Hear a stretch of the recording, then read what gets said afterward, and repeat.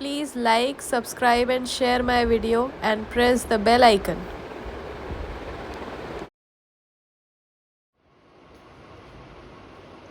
Hello everyone, आज का हमारा टॉपिक है सेट थ्योरी का second important topic, that is relation. First topic हमने लास्ट वीडियो में डिस्कस कर चुका है ऑलरेडी, सेट।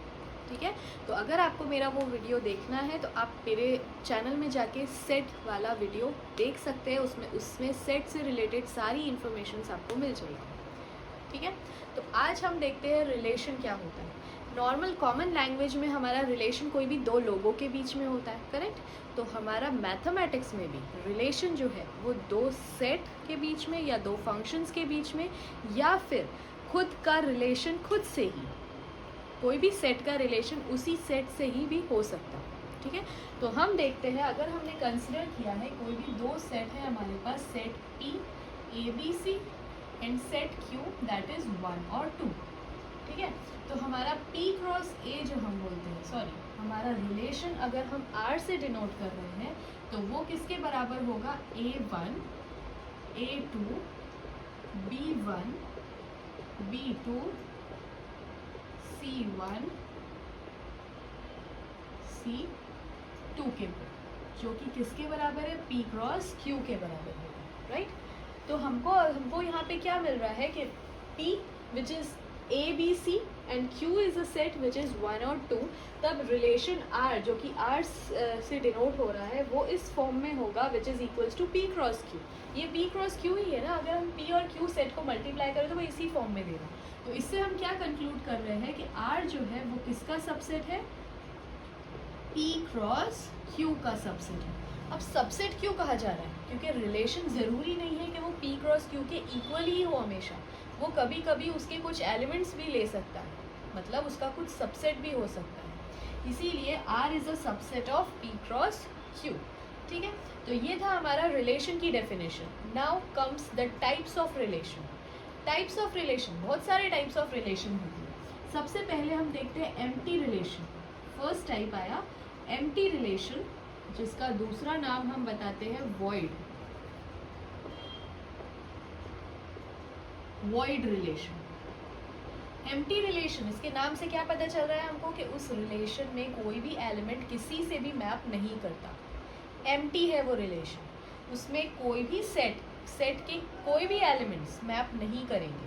ठीक है, जैसे कि अगर हमने सेट माना है 1 2 3, सेट ए के एलिमेंट्स हमने 1 2 3 माने हैं, तो एम्प्टी रिलेशन की कंडीशंस क्या होगी, नल सेट के बराबर, जो कि सबसेट होगा A क्रॉस A का। ये हमारा एम्प्टी रिलेशन की कंडीशन है। ठीक है, देन सेकेंड आया यूनिवर्सल रिलेशन। यूनिवर्सल रिलेशन, या हम सेकेंड इसका दूसरा नाम फुल रिलेशन बोलते हैं। फुल रिलेशन, इसके भी नाम से हमको क्लियर पता चल रहा है, फुल मीन्स कोई भी सेट के सारे एलिमेंट्स मैप्ड होंगे, कोई भी एलिमेंट्स छूटेगा नहीं। ठीक है, इसके सारे एलिमेंट्स मैप्ड होंगे। जैसे कि अगर हमने माना कि हमारे पास कोई सेट है A 1 2 3, चलो यही सेट हम मान के चल रहे हैं, सेट के एलिमेंट्स 1 2 3 है, तो यूनिवर्सल रिलेशन R जो है वो बराबर होगा हमारा A क्रॉस A के। ठीक है, जैसे कि ये सबसेट था P क्रॉस Q, ये हमारी मेन रिलेशन की कंडीशन क्या है, वो सबसेट और इक्वल्स टू हो सकता है। तो यूनिवर्सल रिलेशन में क्या कंडीशन होती है कि वो सेट A क्रॉस A का इक्वल होता है, मतलब सारे एलिमेंट्स मैप्ड है तो वो इक्वल ही होगा, राइट। तो ये था हमारा एक एम्प्टी रिलेशन और यूनिवर्सल रिलेशन। नाउ थर्ड आया आइडेंटिटी रिलेशन। आइडेंटिटी रिलेशन, इसके भी नाम से हमको पता चल रहा है, आइडेंटिटी मीन्स खुद की रिलेशन खुद के साथ है। कोई भी सेट के एलिमेंट्स का रिलेशन उसके खुद के साथ अगर होगा तो उसको आइडेंटिटी रिलेशन बोलेंगे। जैसे कि हमारा सेट हम मान के चल रहे हैं A है 1 2, ठीक है, तो उसका रिलेशन आइडेंटिटी रिलेशन कैसे होगा, 1 1 and 2। This is identity relation. या फिर हम बोल सकते हैं इसकी कंडीशन होगी A जहाँ पे A जो है वो सेट A में बिलोंग कर रहा है। This is the condition for identity relation. Identity relation मतलब उसका रिलेशन खुद के साथ ही होगा, तो वो हमारा आइडेंटिटी रिलेशन के एलिमेंट्स कहलाएंगे। ठीक है, तो ये अभी 3 टाइप्स पढ़े, और भी इसके टाइप्स है। Type is inverse relation. Inverse relation, इसके भी नाम से हमको क्लियरली पता चल रहा है, इनवर्स मीन्स उसका इनवर्स मतलब उसका उल्टा। ठीक है, तो वो कैसे होगा? अगर हमारे पास सेट ए है जिसके एलिमेंट्स हैं ए, बी और सी, डी, मीन्स ऑर्डर्ड पेयर के फॉर्म में अगर उसके एलिमेंट्स एग्जिस्ट कर रहे हैं, तो इनवर्स रिलेशन जो कि आर इनवर्स से डिनोट किया जाता है, वो B A and D C के बराबर होंगे। ठीक है, ये होगा उसका इनवर्स रिलेशन सेट ए का, जिसके ऑर्डर्ड पेयर के फॉर्म में हमको ए, बी और सी, डी एलिमेंट्स गिवन है। ठीक है, तो इससे हम क्या बोल सकते हैं कि रिवर्स रिलेशन की कंडीशन क्या होगी? बी ए एलिमेंट्स होंगे उसके, जहाँ पे ए बी जो है उस आर में बिलोंग कर रहा है। ये हमारी कंडीशन होगी इनवर्स रिलेशन की। ठीक है, इनवर्स रिलेशन की कंडीशन बी ए उसके एलिमेंट्स होंगे, जहाँ पे ए बी रिलेशन आर में बिलोंग कर रहा है। रिलेशन आर किसका मतलब किस दो सेट के बीच का रिलेशन है? ए क्रॉस ए, उसका सबसेट होगा। ठीक है, ये है हमारा inverse relation. Now comes the reflexive relation. Reflexive relation is somewhat similar to the identity relation. Identity relation में हमारा क्या था? उस एलिमेंट का खुद से रिलेशन, खुद से ही वो रिलेटेड है। रिफ्लेक्सिव में भी वही होता है, रिफ्लेक्सिव में भी वो सारे एलिमेंट्स मैप्ड होते हैं खुद से भी, और अब इनवर्स भी एग्जिस्ट करता है। ये जो हमने इनवर्स देखे वो भी उसमें एग्जिस्ट करता है। जैसे सेट ए है हमारे जिसके एलिमेंट्स 1 और 2 है, तो उसका रिफ्लेक्सिव रिलेशन क्या होगा? 1 1 2 2 1 2 एंड 2 1। मीन्स ये आइडेंटिटी रिलेशन और ये हमारा इनवर्स रिलेशन की कंडीशन है, राइट? तो इसीलिए रिफ्लेक्सिव रिलेशन आइडेंटिटी से ऐसे सिमिलर है एंड इनवर्स रिलेशन भी एग्जिस्ट करता है उसमें। तो रिफ्लेक्सिव रिलेशन की कंडीशन हो जाती है हमारी कि ए इज रिलेटेड टू ए, ए जो है वो ए से ही रिलेटेड होगा। ये हमारी कंडीशन होती है रिफ्लेक्सिव रिलेशन की। Now comes the symmetric relation. Symmetric relation हमारा कोई भी दो सेट के बीच में रहता है। जैसे कि ये हमारा रिफ्लेक्सिव रिलेशन, उसका रिलेशन खुद के साथ था, राइट? बट सिमेट्रिक रिलेशन में क्या होता है कि अगर ए बराबर है बी के, तो बी भी बराबर होगा ए के, जहाँ पे ए और बी दोनों ही आर को बिलोंग कर रहे हैं। आर क्या है हमारा? R is a relation between the set A और सेट बी। ठीक है, अगर ये कंडीशन ट्रू है तो ये भी कंडीशन ट्रू होगी। ये है मेन सिमेट्रिक रिलेशन का कंडीशन। ठीक है, ये अगर हमने सिमेट्रिक रिलेशन को बताया तो वो क्या होगा? If A is related to B, then B is also related to A for all A B belongs to are.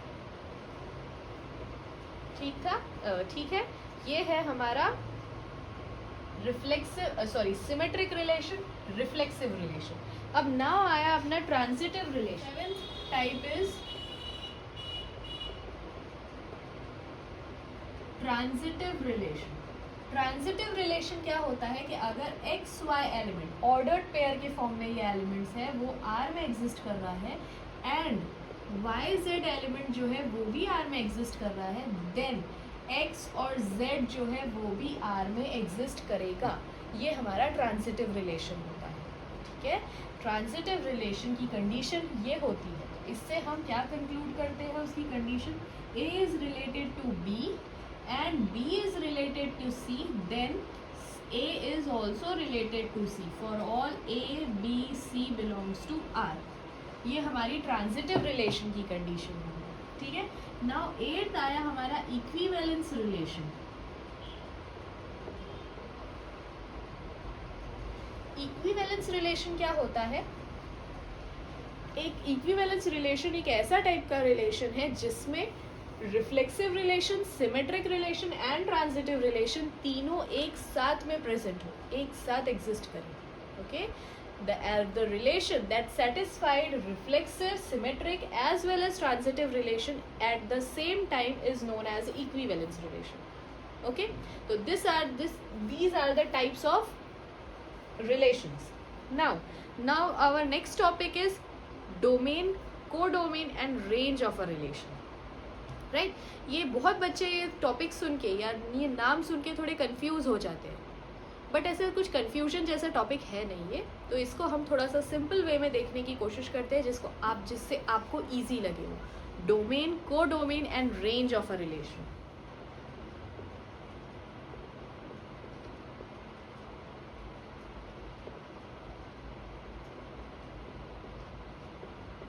भी हम वही सेम चीज़ें लेके चलेंगे, कोई भी दो सेट लेके चलेंगे और उसके बीच का रिलेशन हम आर मान के चल रहे हैं. ओके, जैसे कि हम बता रहे हैं कि सेट ए है हमारे पास एंड सेट बी है.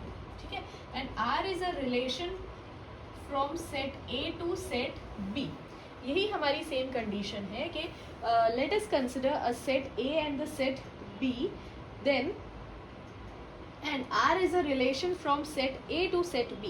तो डोमेन ऑफ अ रिलेशन क्या होता है कि if A is belongs to R such that A B belongs to R for some B belongs to be. ये सेट ए है, ये सेट बी है. तो हमारा डोमेन की क्या कंडीशन होती है कि if A belongs to the relation small A, एक एलिमेंट है ये. हाँ, if small A belongs to the relation such that A B belongs to R, जहाँ पे बी कहाँ, बी क्या है, for some B belongs to capital B.